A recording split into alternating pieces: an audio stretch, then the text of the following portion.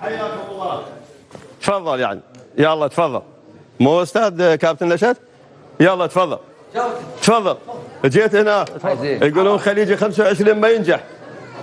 خالد جاسم جاب بنايه كامله، جابها بالتريلات واجى. شلون ما ينجح خليجي 25؟ ينجح.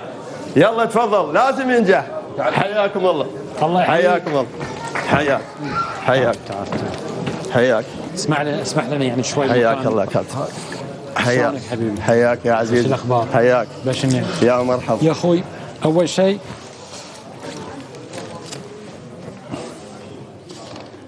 يعني تفضل.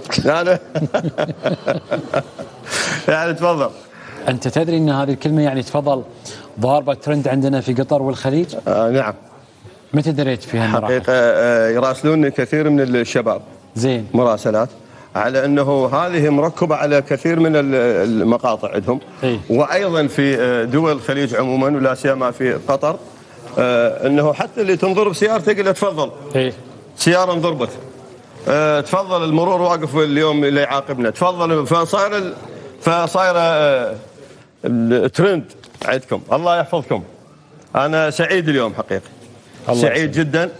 وللامانه يعني انا البارحه في مكان كانوا بي الاخوه من سامراء جايين للبصره، وعد ما صار عندهم علم انا راح اجي للمجلس، هذا كلامهم بالنص انه تحيات اهالي سامراء للعزيز خالد جاسم. الله يسلمك. سلامهم لك. زين، انت هذه الكلمه يلا تفضل، هذه انت دائما تقولها ولا بس هذاك اليوم طلع معك الموضوع؟ في ايام كورونا اللي ضرب العالم، الحقيقه الوضع كان مربك جدا، والدوله او الدول معطله، مو بس العراق، الدول كلها معطله. صحيح. ويعني اجل الله سامع كانت مجموعه كلاب سائبه. يعني كان تعبير عن انزعاج الناس وعن انزعاجي بهذه الطريقه، على انه يا مسؤولين احنا نعيش في كورونا وفي هذا الموت البطيء، لانه يعني فيروس قاتل، واحنا بهذه الطريقه يعني هناك 3 هنا 5 بذاك الفرع 4 هنا، فيعني اجل الله سامع تعبير عن انزعاجنا من المسؤولين على الجانب الخدمي. فاجيت قعدت يم واحد منهم وقلت تفضل، يعني نايم المدلول حلوه نومته، يعني تفضل. ما كان المفروض يصير هيك يا وزاره الصحه يا بلديه يا امانه، المفروض تعالجون هذا الموضوع لا يصير حمل اضافي في فوق كورونا. فصارت اللي تفضل يعني انه بدات تصير لازم عند العراقيين، صارت اللزمه هذه لازم عند كل العراقيين. إيه؟ هذا الفيديو اذا نذكره احنا. نعم. نعم. يعني وهاي الكمامه استاذ خالد، هاي الكمامه دلاله على انه فعلا في كورونا، في ايام كورونا. زين. نعم. هذه الكمامه انا صح انها دلاله في كورونا. هذه الكمامه في كورونا. واشتهرت انت بعد. وفعلا هو نايم ايضا الاستاذ السيد المخرج. هو بقى نايم يعني، وانا اتكلم يم راسه هو نايم. هو بعد يقول لك يعني تفضل. ما يقول لك نايم يعني. اجل الله سامع. هذا المدلول. زين، سؤال، وعقبه صار معاك يعني مثلا في شركات دعايات اعلانات جاتك شيء، مؤسسات؟ يعني اجت الحمد لله، والبعض منها انا ما يعني رفضت ان اطلع بهذه الطريقه وهذه الصيغه حقيقه، لانه كانت رده فعل يعني تعبير عن سخطنا وانزعاجنا من الوضع اللي كان في ايامها. ومع الاسف هي استغلت في من البعض. بالمناسبه انا ايضا اعاني من قضيه الصفحات المزوره، اكثر من 50 او 60 صفحه مزوره باسمي وتستخدم لطرق شتى. يعني تفضل. يعني تفضل. يعني تفضل وانت تسولف يعني تفضل. يعني استاذ علاء. حياك.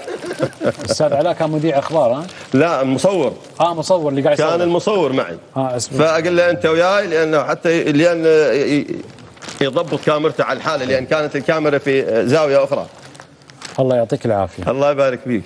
واحنا نقول لك بعد يعني تفضل. يعني تفضل. حقيقه انا شاعر، تركت الشعر تقريبا 8 سنوات. زين. ولكن لانه رجال ونساء وحتى تراب العراق مجند لان يعني نرسل رساله للعالم انه العراق موجود. حلو. وحقيقه واحد من اسباب هذه الرساله للعالم هو هذا البرنامج وحضرة جنابك الكريم. واحد من أسباب أن نظهر بصورة جميلة وطيبة لكل العالم حقيقة، وما يفوتني أنه أن ألقي بعض الأبيات اللي هسه كتبتها قبل شوية، واللي كثير من الناس يطلبون مني في أطلع على المباشر في صفحاتي في التيك توك منه يطلبون شعر، ما أقول شعر نهائيا، ولكن حقيقة ربما هي مفاجأة أيضا لجمهورنا الحبيب. قل لي. أي نعم. قلت يا خالد حن لك قلبه ولك راد، يا خالد حن لك قلبي وإلك راد، اش ما لازم رجع يمك وإلك رد الله، ولك راد العراق بشيعته وسنته، وإلك راد بصدق واخلاص تاخذ لك تحية.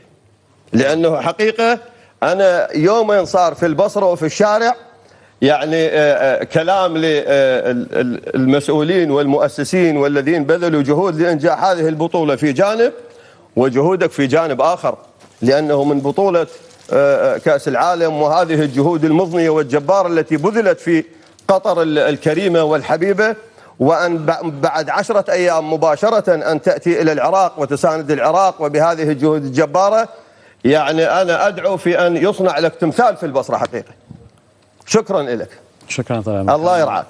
ما عندي رد، كل اقدر اقول لكم ان هذا حق وواجب علي. الله يحفظك. وشكرا لمؤسستي مؤسسه قطر للاعلام ولقناه الكاس اللي اعطوني هذه الفرصه اني انا اكون موجود بالبصره، هذا اللي اقدر اقوله. شرفت. وشكرا لك ولكل شعب العراق العظيم. الله يحفظك. على كرمكم وحفاوتكم واستقبالكم، وللعلم انا مش قادر اكمل الحلقه اليوم بسبب الحفاوه.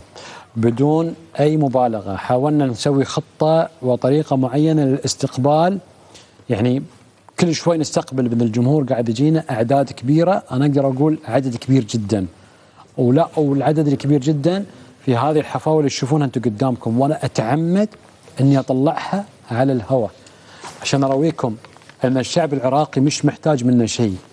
ترى الشعب العراقي كريم وحبيب ووده انه يقوم بالضيافه وزياده، ويشهد الله يشهد الله ان اللي تشوفونه قدامكم ولا شيء، اللي تشوفون هذه الهدايا اللي قدامكم ولا شيء، اللي تشوفون طريقه تعبيرهم ولا شيء. والله ثم والله ثم والله اللي داخل واللي برا خلف الباب واللي خلف الباب الاخر، لو تشوفون الاعداد تقولون وين احنا كنا عن هاي الناس. الموضوع مش موضوع حاجه، هم مش محتاجين منا شيء، ارجع واقول هم محتاجين انهم ينهضون ببلادهم، ومحتاجين ان احنا نكون معاهم ونتواجد بينهم بس، ونقطه من اول السطر. والله يحفظ لكم بلادكم. شكرا جزيلا. شكرا لك. وانا يسعدني ويشرفني انك انت يا اخوي العزيز تقول ما تكتب شعر وكتبت عني، فانا الله يجزيك خير ويرحم والديك. الله يحفظك وبيض الله وجهك انت وكل اهل العراق بدون الله استثناء. يبارك بك كل طوائفكم. الله يحفظك. معنا النسخه ابو قاسم، استاذ حسن معنا في اليمن نسخه يمنيه نفسها. نعم. تفضل. انا اقول يمكن مزروقه من المصدر من عنده. عصام شويه تضايق. كابتن نشأت. كابتن عصام الحضري تضايق لانه كتبت شعر على اسطوره الاعلام وما كتبت على اسطوره الملاعب. يلا تفضل عصام. يلا تفضل. سمعنا على طول. قول تفضل. يلا تفضل. عصام يقول تفضل. يعني تفضل يا عصام.